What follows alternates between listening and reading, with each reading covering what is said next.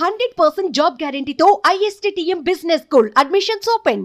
మాజీ మంత్రి అంబటి హైకోర్టును ఆశ్రయించారు. అవును, తనకు ప్రాణహాని ఉందని, అందువల్ల తనకు సెక్యూరిటీ పునరుద్ధరించేలాగా ప్రభుత్వానికి ఆదేశాలు జారీ చేయాలని రాంబాబు హైకోర్టును ఆశ్రయించారు.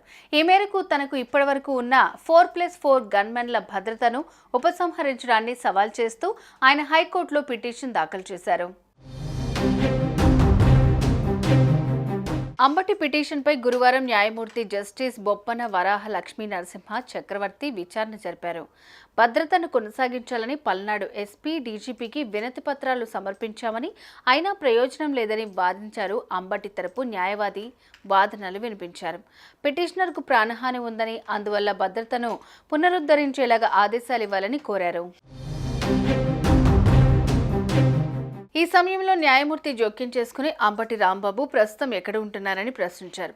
గుంటూరులో ఉంటున్నారని న్యాయవాది సమాధానమివ్వగా, మరి పల్నాడు ఎస్పీకి వినతి పత్రం ఇవ్వటం ఏంటని ప్రశ్నించారు. అంబటి ప్రాతినిధ్యం వహించిన నియోజకవర్గం పల్నాడు జిల్లా పరిధిలో ఉందని, దీంతో ఆ జిల్లా ఎస్పీకే వినతి పత్రం ఇచ్చామని, ఇది పూర్తిగా సాంకేతిక పరమైన అంశమని న్యాయవాది తెలిపారు. ప్రాణహాని దృష్ట్యా ఈలోపు భద్రతను పునరుద్ధరించేలాగా ఆదేశాలు ఇవ్వాలని కోరారు. ఈ వాద్యానికి సంబంధించి పూర్తి వివరాలను తమ ముందుంచాలని ప్రభుత్వ న్యాయవాది ఆదేశించారు. కొంత గడువిస్తే పూర్తి వివరాలతో కౌంటర్ దాఖలు చేస్తామన్నారు ప్రభుత్వ తరపు న్యాయవాది.